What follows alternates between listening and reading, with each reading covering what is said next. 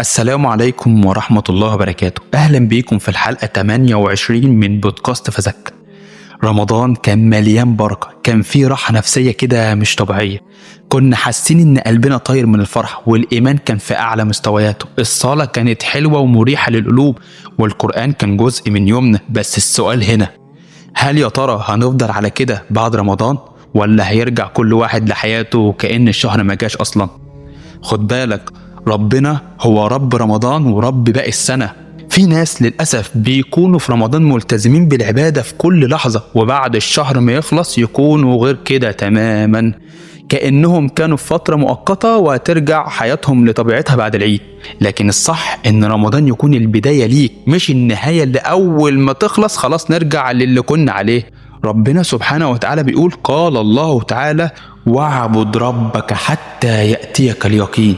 يعني العبادة مش مرتبطة بوقت معين، ومش مرتبطة برمضان بس. العبادة مستمرة لحد ما تقابل ربنا سبحانه وتعالى وانت ذو قلب سليم.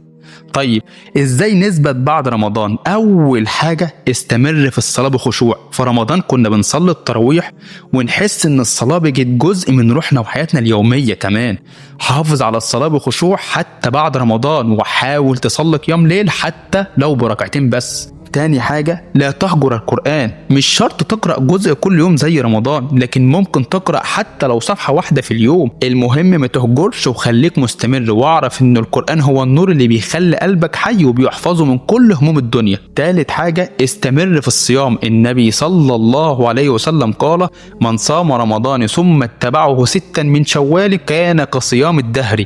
يعني صيام 6 أيام من شوال كأنك صمت السنة كلها. فرصة عظيمة لازم نستغلها. وكمان برضه حاول تعود نفسك على صيام الاثنين والخميس زي ما كان النبي صلى الله عليه وسلم بيصومهم. قال النبي صلى الله عليه وسلم: تعرض الأعمال يوم الاثنين والخميس فأحب أن يعرض عملي وأنا صائم.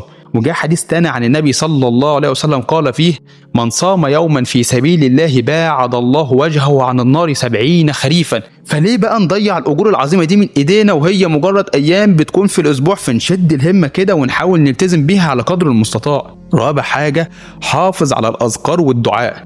كان في رمضان لسانك مش بيبطل ذكر، طيب وبعد رمضان كمل على كده، وافتكر ان الاذكار حصنك الدائم في يومك، وان الدعاء سلاحك اللي ما بين ايديك. وخلي قلبك دايما كده في صلة بينك وبين ربنا سبحانه وتعالى. خامس حاجة، ابعد عن المعاصي. زي ما قدرت تسيب الذنوب والمعاصي في رمضان، فانت برضو تقدر تسيبها وتجاهد نفسك بعد رمضان. ما تسمحش لنفسك انك ترجع تاني لحاجة بعد ما ربنا عافاك منها. سادس حاجة، حافظ على الصحبة الصالحة. بعد رمضان لو حسيت انك بتتكاسل، اتصل بصاحبك اللي كان بيشدك للطاعة في رمضان، وافتكروا سوا ليالي القيام والتراويح اللي كنتوا بتصلوها في رمضان، وقرروا انكم تعينوا بعضكم على القرب من الله عز وجل. وقبل ما ننهي حلقتنا النهاردة، عايز اقول لكم ان رمضان كان مدرسة ايمانية، والمفروض نطلع منها بمكاسب تستمر معانا طول العمر. ما تخليش الشيطان يضحك عليك ويقول لك خلاص رمضان خلص. بالعكس، انت بعد رمضان قدامك فرصة تثبت انك فعلا اتغيرت للأحسن، وانك عبد صالح لله في كل وقت وحين، مش بس في رمضان، لان رب رمضان هو رب كل الايام. اللهم اجعلنا من عبادك الثابتين على الطاعة، ولا تجعلنا من الغافلين بعد رمضان، آمين يا رب العالمين. ما تنساش تشارك الحلقة مع اللي بتحبهم، وتبعتها لصاحبك وتبعتيها لصاحبتك، ويلا نشجع بعض على الثبات بعد رمضان. وبفكرك وبأكد عليك ان الدال على الخير كفاعله. دمتم في رعاية الله وحفظه. أشوفكم في الحلقة الجاية إن شاء الله. كان معكم أحمد رفعت من بودكاست فذكر، والسلام عليكم ورحمة الله وبركاته.